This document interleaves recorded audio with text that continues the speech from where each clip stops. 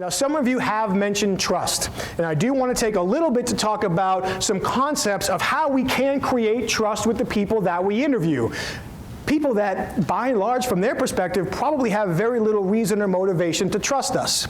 If you quickly turn to the back page of the handout that you have in front of you, the information from here comes largely from the work of Stephen Covey. And through his work, what he has found and what he has published and what the many people in his organization continue to teach are the two core elements of trust are character and competence. If you want somebody to trust you, they have to perceive that you are of good character and that you are competent to complete the things that you say you're going to do. If you want to add another word with C to that top list, you can add the word consistency. The more consistent we are, the easier we are to trust. You probably have people in your life that you would really like to trust, but it's difficult because their behavior is so inconsistent, you're not sure which animal you're going to get depending on the time of the day or the situation at hand. A close cousin of trust is credibility, and you have there on the sheet in front of you the four core components of credibility are integrity, intent, capability, and results. We typically judge ourselves based on our intentions. How do other people typically judge us? Based on what? On our actions. They can't see our intentions, they have to infer them. And the only way they can infer our intentions, is from the actions that they experience. I do not want to get religious. Let me ask you, what is the difference between faith and trust? Faith is something you can't really see and touch. 100% right. We have faith in things that we don't have direct experience with. We trust the things we do have direct experience with. We don't want people to have faith in us. We want people to trust us because they have tangible, consistent, repetitive information evidence that we are of good character and we are of good competence. So when we talk about establishing trust, there's several layers that we really have to think about. The first one is at the industry level, which is why you are all here and a part of this association. Then we have our organizational level, and that could be as a company, that could be as a department, as a division, and then we have the individual level. So if we know that the interview, from our subject's perspective, the interview could likely start the first time they ever laid eyes on us because they're making a first impression, and now they are continuing to filter all the information that they run into after that through their attitudes and biases as they relate to the first decisions that they made, we have to go out and find ways to demonstrate good character and good competence in front of the people you might have to interview as often as possible. So that way, when the opportunity comes that we do have to have a conversation with somebody, hopefully their expectation is we're a trustworthy person because they've seen enough actions to believe that our intentions make us credible and that we are trustworthy for consistently demonstrating the good character and the good competence.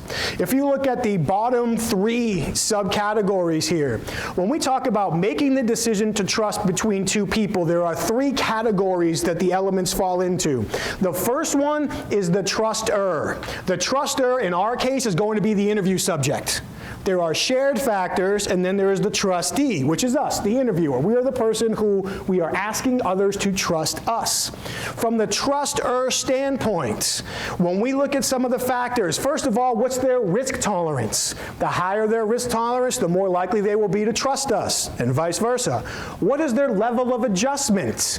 When Dr. Casson talked about some of the risk factors for obtaining false confessions, level of adjustment. How many times has somebody been in similar conversations to this interview? How confident are they in how they're supposed to handle themselves, how they're supposed to act, what they're supposed to say? The more similar experience they've had, the easier it will be to trust us because they won't be so worried about being taken advantage of. And then finally, what does they feel their relative power in this situation? The more relative power anybody feels they have, the more likely they are to trust somebody else. Now, hopefully most of us at this point in our interview and interrogation experience understand that the best way to get control in any conversation is to do what? The best way to get control is to do what? Create the perception that we're giving it away. The best way to get control is to do what? I think it's to create the perception of giving it away. Fantastic. 100% right. Hopefully, many of us start our conversations by saying, thank you very much for taking the time to speak with us today, assuming they haven't been Mirandized. This is a voluntary conversation. You're free to get up at any time. Hopefully, many of us, assuming our policies allow, and again, they haven't been Mirandized, when we get certain objections, might say, if you don't want to talk to us, you don't have to. And believe it or not, the more times we tell somebody they're free to get up and go and they don't have to talk to us, the less likely they actually are to get up and go because they don't feel like they're being held against their will. Now, when we look at the shared concerns, safety and security, that's not just physical, that's emotional. When we look at the number of similarities and shared interests, if you're taking notes, the note here is authenticity. Similarities and shared interests are how con men take advantage of people. When you're going back to Midway Airport and there's somebody under the bridge saying, my car broke down and I need money because I've got 2 kids in the car, and you're thinking to yourself, I can't remember if I saw a car broke down or not realizing you have 2 kids in the back of your car. I wonder where they got that example from as they're asking you for your money. So the more we try to establish shared interests and similarities, typically during the interview process, brevity is key, as well as sincerity and authenticity. Then when we look at us, people are going to judge our benevolent concern.